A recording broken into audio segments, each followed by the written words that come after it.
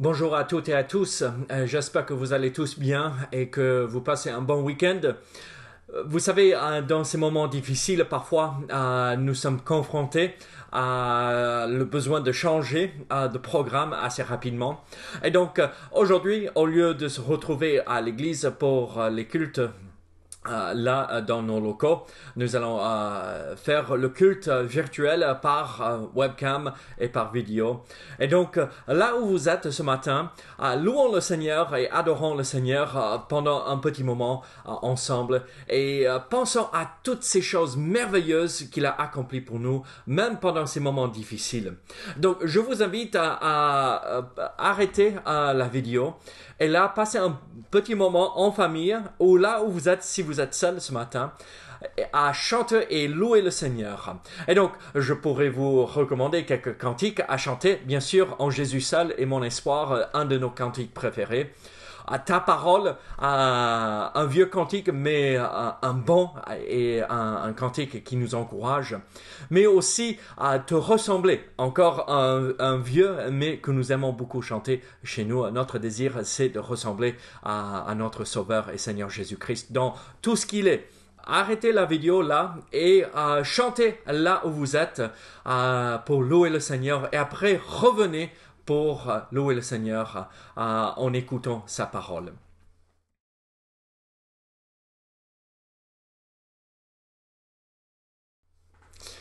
Amen. J'espère que vous avez bien chanté ensemble là où vous êtes avec la famille ou seul devant la présence de Dieu, devant son trône de grâce. La Bible dit dans le psaume 65, le verset 4, « Les iniquités m'accablent, tu pardonneras nos transgressions. » C'est un verset merveilleux, n'est-ce pas? Vous savez, parfois on se réveille et on se rend compte qu'on a fait des erreurs et on a commis le péché. Et mince, notre conscience commence à nous troubler et nous pose souci. Et là, on veut régler cette histoire. Et donc, comme le psalmiste a dit ici, les iniquités m'accablent, mais tu pardonneras mes transgressions. Tu pardonneras nos transgressions. Et donc, si vous vivez ce moment-là actuellement dans votre vie, cherchez la face du Seigneur, demandez pardon et il est toujours prêt à vous pardonner instantanément. Comme ça, si vous venez avec un cœur honnête et vous venez dans la présence de Dieu pour vraiment confesser vos péchés, il est toujours prêt à pardonner. Donc, cherchez la grâce du Seigneur et il vous pardonnera. Quelle chose merveilleuse de savoir, il nous pardonne chaque fois que nous venons par la repentance. Prions ensemble ce matin pour préparer notre cœur pour le message. Seigneur, merci pour tout ce que tu fais pour nous. Seigneur, merci que tu nous offres le pardon à chaque fois, Seigneur, à chaque moment. Et Seigneur, merci que nous pouvons venir pour te louer et t'adorer à travers la musique. Et Seigneur, nous voulons vraiment être un peuple et une église qui est connue pour l'adoration. Nous voulons t'adorer, Seigneur, mais aussi marcher dans la sainteté et dans ce qui est juste et droit. Donc, Seigneur, pardonne-nous de nos péchés. Au nom de Jésus. Amen. Hébreux chapitre 1er. Hébreux chapitre 1er, nous allons lire les 3 premiers versets. La Bible dit ceci. « Après avoir autrefois, à plusieurs reprises et de plusieurs manières, parlé à nos pères par les prophètes, Dieu, dans ces derniers temps, nous a parlé par le Fils, qu'il a établi héritier de toutes choses, par lequel il a aussi créé le monde, et qui étant le reflet de sa gloire et l'empreinte de sa personne, et soutenant toutes choses par sa parole puissante, a fait la purification des péchés, et s'est assis à la droite de la majesté divine dans les lieux très hauts. » Alors nous voyons ici un sujet très important, la majesté et la gloire de notre Sauveur et Seigneur Jésus-Christ. Nous voyons en fait cette réalité que Christ est la meilleure chose possible que nous pouvons retrouver dans notre vie. Dans ce monde troublé, et nous vivons dans un monde vraiment troublé, n'est-ce pas? Il est rare d'entendre des bonnes nouvelles. Il est rare d'entendre des choses positives. Nous, en tant que chrétiens, nous avons une bonne nouvelle, Jésus-Christ. Et il faut mettre l'accent sur lui et pas sur les mauvaises nouvelles et sur les mauvaises choses que nous pouvons avoir dans cette vie. Notre vie devrait avoir Christ comme le centre et pas autre chose. Christ est cet objet le plus important de notre vie. Je veux partager avec vous aujourd'hui la meilleure chose, la plus grande, celle qui est la plus merveilleuse, celle qui est majestueuse, c'est Jésus-Christ. Je ne connais aucune autre chose plus importante que Jésus-Christ. Et je ne veux pas être distrait par les autres choses de cette vie. Même les choses difficiles qu'on pourrait traverser, même avec cette période compliquée avec le Covid-19, même avec tout ce qui pourrait se passer dans ce monde et même dans votre vie personnelle, je veux mettre l'accent sur Jésus et pas autre chose. Ma vie doit être vraiment accentuée et que Christ soit au milieu de tout dans ma vie. En fait, Dieu veut que ses enfants aient pas simplement des bonnes choses, mais la meilleure chose comme l'objet le plus important de notre vie. Alors, je vous pose une question. Qu'est-ce qui est la chose la plus importante dans votre vie? Vous-même, vos enfants, votre boulot, votre belle maison, votre voiture qui tombe en panne chaque jour, ce camion qui prend feu quand vous rentrez du marché. Qu'est-ce qui est la chose la plus importante dans votre vie? Est-ce Christ ou quelque chose d'autre? Quelles sont ces bonnes choses qui pourraient nous distraire de Jésus-Christ? Mais quelle est la meilleure chose pour nous? N'est-ce pas Jésus? Alors, regardez avec moi l'Épître aux Hébreux.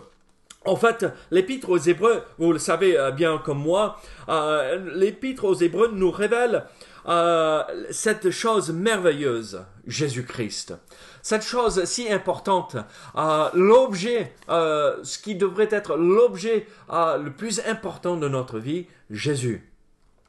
En fait, vous savez que l'Épître aux Hébreux a été écrit et envoyé aux Hébreux qui ont été dispersés dans le monde entier à cause de la persécution.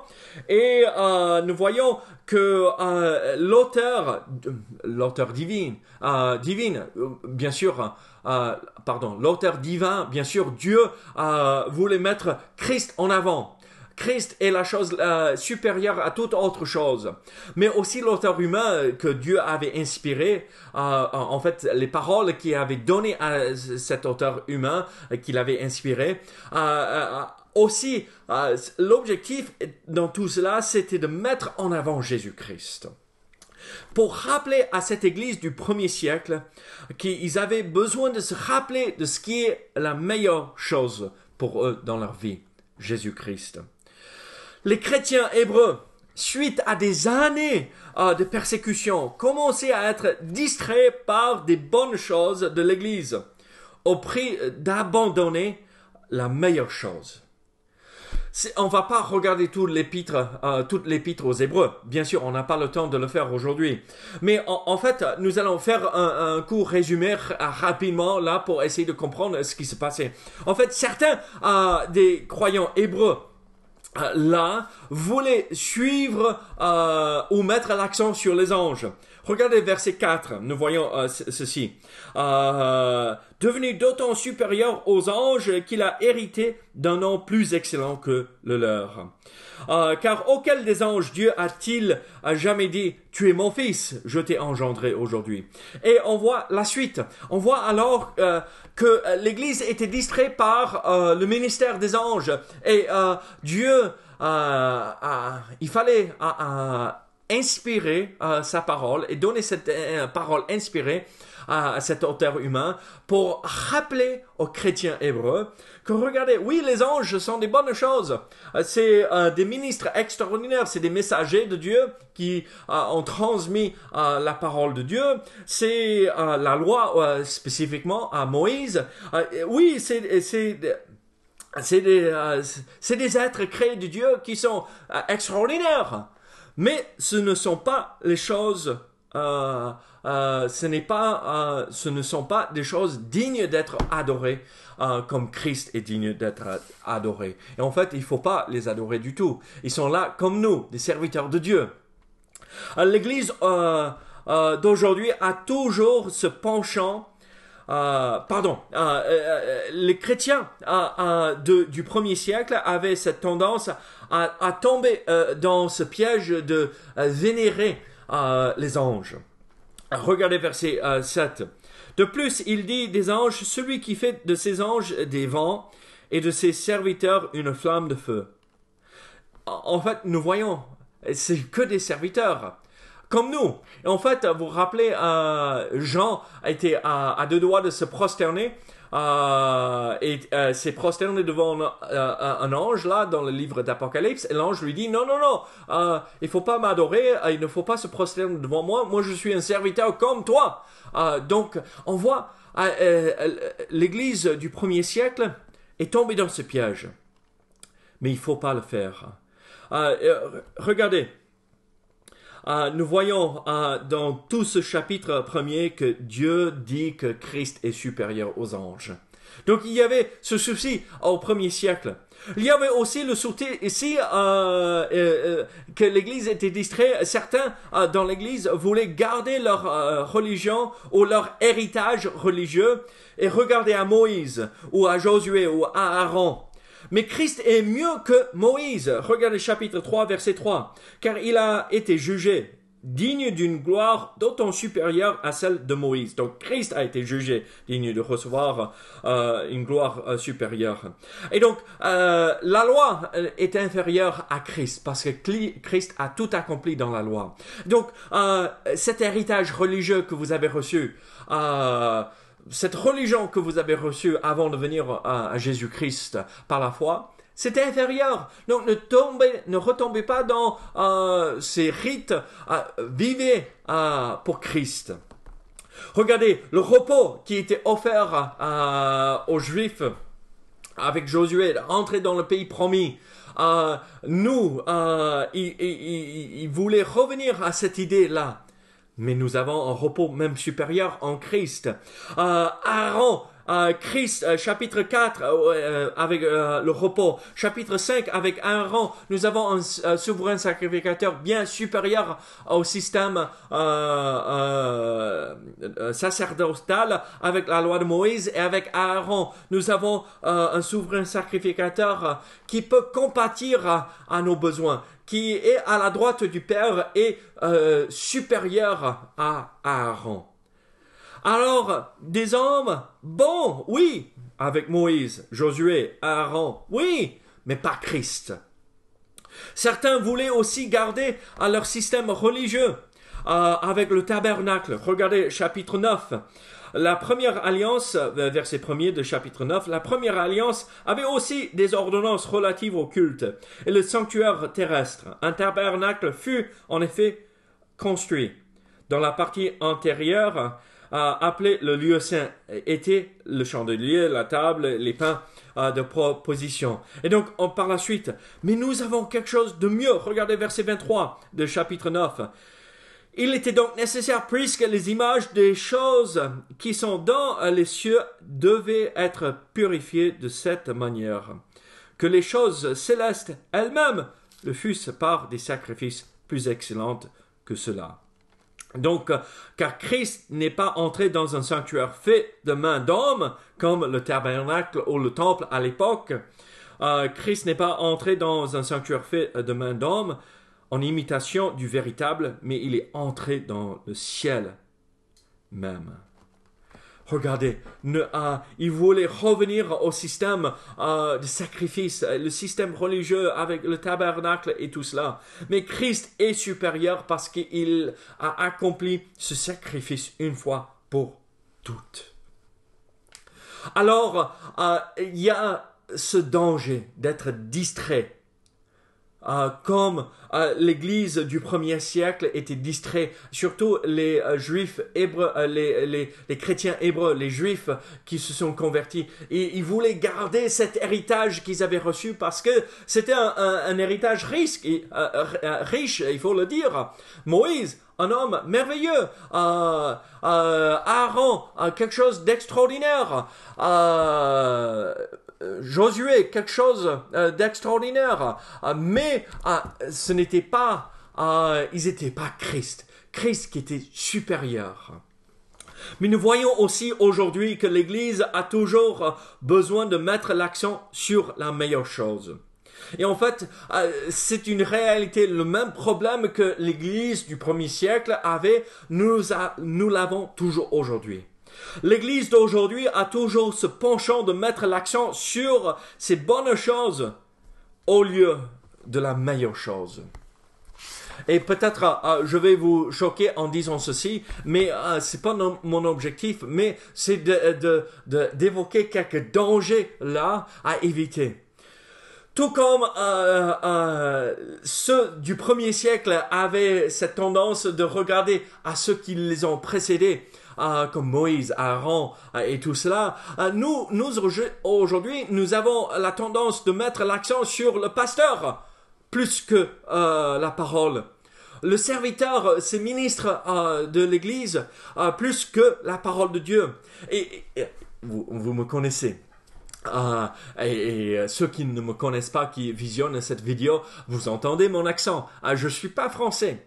Et donc, en arrivant ici en France, vous savez ce qui m'a un peu choqué au départ, qui m'avait étonné en premier, là, mais comment c'est possible? C'est quand j'entendais les gens dire, c'est l'église de, et on mettait le nom. Donc, exemple, l'église de David à Saint-Gaudens. Mais mince alors, c'est pas mon église. Je suis là, simplement là pour servir le Seigneur. Ce n'est pas l'église de David, c'est l'église de Dieu, l'église de Christ. Et donc, on met l'accent, et je comprends bien les habitudes ici en France. Ce n'est pas pour critiquer, c'est pour distinguer cette église où le pasteur ou le responsable est telle personne ou telle personne. Je comprends. Et donc, c'est pas l'objectif de dire l'accent est mis sur le serviteur, mais c'est pour illustrer cette réalité. Parfois, on regarde aux responsables plus qu'à Christ.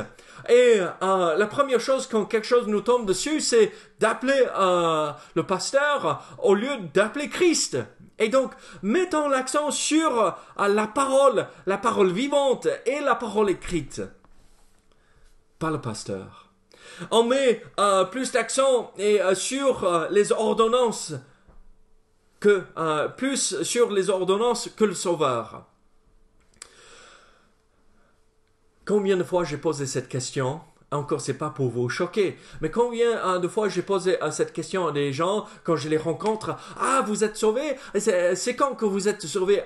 Je me suis fait baptiser dans telle église à tel moment. Mais ce n'est pas du tout ça ce que je vous ai posé. C'est quand que vous avez placé votre foi en Jésus-Christ. Ce n'est pas le salut qui sauve. Et si vous écoutez ce message et vous dites le salut fait partie intégrale du salut, le baptême fait partie intégrale du salut, vous avez tort. La Bible enseigne clairement, c'est la foi seule qui sauve et l'objet de cette foi, c'est Jésus-Christ. Et oui, bien sûr, le baptême fait partie du salut dans le sens de la sanctification où nous avançons dans le salut, nous progressons, nous évoluons et nous avançons vers la maturité.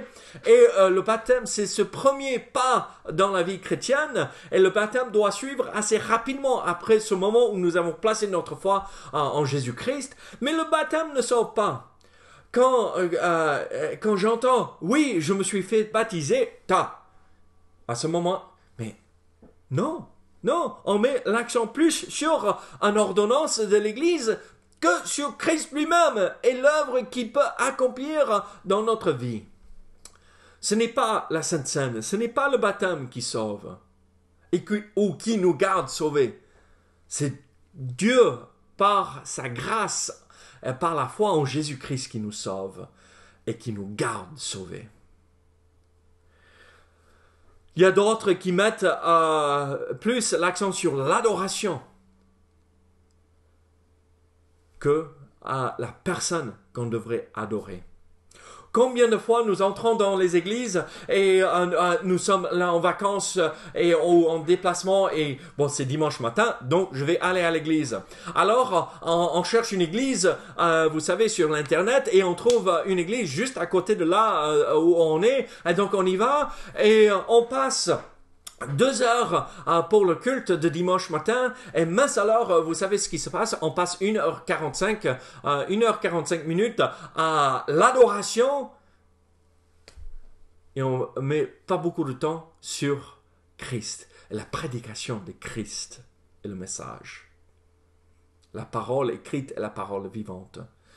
Et en fait, on écoute les cantiques qu'on chante là et on se pose la question, mais mince, on pourrait parler de n'importe qui. Mais ce n'est pas forcément le Dieu de la parole entre guillemets, on adore, parce que ça peut décrire n'importe quel autre Dieu, avec des minuscules, bien sûr. Non, l'adoration n'est pas l'objectif. Tout simplement, soyons sûrs que l'objet de cette adoration soit Christ. La personne qu'on adore est plus important que le moyen ou la manière qu'on le fait. On a ce dicton en anglais, n'est-ce pas? Make a joyful noise unto the Lord. Faites un bruit joyeux pour le Seigneur. On peut chanter fort, on peut chanter sans instrument, on peut chanter avec tous les instruments, mais tant que ce n'est pas pour adorer le Christ, ça ne sert à rien. Mais dès que c'est un bruit joyeux, et quand je chante, c'est du bruit, hein, honnêtement, tant que c'est pour louer et adorer Dieu et Christ lui-même, gloire à Dieu, Dieu entend ça et c'est comme une chorale d'anges avec des voix célestes qui sont là pour adorer Dieu. C'est ça ce qui devrait être en place dans nos églises. L'église d'aujourd'hui a besoin de faire attention et ne pas tomber dans ce piège. L'église d'aujourd'hui a toujours besoin de mettre l'accent sur la meilleure chose, Jésus-Christ. L'église est plus parfois consacrée à ses ministres que Christ lui-même. Elle a plus de confiance dans son système de théologie que le Sauveur lui-même. Ça, c'est triste de voir. Qu'est-ce que vous croyez? Et on sort un bout de papier avec une liste. Voici notre confession de foi. Et il faut les avoir. Mais il faut vivre cela et que tout ça nous amène à regarder à Dieu et Christ et l'œuvre qu'il a accomplie à la croix. Aujourd'hui, des gens disent « Ah, c'est bon parce que je suis dans une bonne église. » Non. Une église ne sauve pas. Un système religieux ne sauve pas. Il y a rien qui sauve sauf l'œuvre parfaite de Christ. Et ce que Dieu a prévu depuis l'éternité passée en Jésus. Alors, quel est l'objet le plus important? Jésus est cette chose qui était et qui sera toujours la chose la plus merveilleuse que nous pouvons posséder. Quelle est cette chose la plus importante? Jésus-Christ. L'histoire nous l'a confirmé. Regardez, il n'y a aucun autre homme dans l'histoire de l'humanité qui a transformé le plus de monde. Jésus-Christ. Regardez, aujourd'hui, je sais et je reconnais que beaucoup essayent d'effacer cette réalité, mais quand on parle de la datation, on parle de 100 quoi? Après Jésus-Christ, ou 500 avant Jésus-Christ. Et je reconnais aujourd'hui qu'on essaye de changer cette façon de faire les dates. Mais regardez, en fait, Christ est pile poil au milieu. Christ est le centre de tout, avant Jésus-Christ et après Jésus-Christ, pour montrer qu'il n'y a aucun autre homme dans l'histoire qui a transformé le monde autant que Jésus-Christ. Mais vous savez quoi? Cet homme qui a bouleversé l'histoire de l'humanité, qu'on parle avant ou après lui. Il n'est pas simplement un homme, mais il est Dieu lui-même qui s'est incarné. Alors, il est celui qui est le plus important de toute l'histoire. Seul Jésus peut sauver. Pas une église, pas un système. Et même, là, probablement je vais vous choquer, même pas la croix. La croix ne peut pas vous sauver. Mais celui qui était pendu à cette croix peut vous sauver. Il y a beaucoup de bonnes choses dans la vie ici-bas. L'Église est une bonne chose. Notre confession de foi est une bonne chose. Il faut savoir et connaître ce que nous croyons, n'est-ce pas? Ces hommes, ces piliers de la foi dans l'histoire, ce sont des bonnes choses. Mais il n'y a rien de comparable à Jésus-Christ. La meilleure chose de toute éternité. Alors aujourd'hui, avec tout ce qui se passe dans le monde, avec toutes ces choses qui pourraient nous distraire, soyons sûrs que Christ est l'objet qui attire notre attention, que c'est lui et lui seul qui est cette chose la plus importante dans notre vie. Pour avoir cela en place, le premier pas dans tout cela, c'est la foi en Jésus et son œuvre qu'il a fait à la croix. Avez-vous reconnu Jésus-Christ comme votre sauveur personnel? Avez-vous placé votre foi en Jésus-Christ à quel moment? Pas quand vous êtes baptisé, pas quand est-ce que vous êtes devenu membre d'une église, mais c'est quand que vous avez reconnu Jésus-Christ comme votre sauveur. C'est là la chose la plus importante. Et que Christ règne là dans notre vie et qu'il soit pas juste une bonne chose qui fait partie de notre vie, mais la meilleure chose de qui nous sommes. Prions ensemble. Seigneur, aide-nous à ne pas être distraits par les choses de cette vie ici-bas, mais avoir nos yeux fixés sur toi. Toi seul est notre espoir. Toi seul est notre sauveur. Toi seul est notre avenir. Donc Seigneur, aide-nous à avoir tout qui montre du toi. Toi, tu es le seul, digne de recevoir toute louange, toute adoration, toute gloire. Merci Seigneur que tu es celui qui est digne. Au nom de Jésus. Amen. Que le Seigneur vous bénisse et vous garde. À très bientôt pour l'étude biblique de mardi par vidéo bien sûr et pour le week-end prochain dans les locaux de notre église. Que Dieu vous bénisse et vous garde. À très bientôt. Au revoir.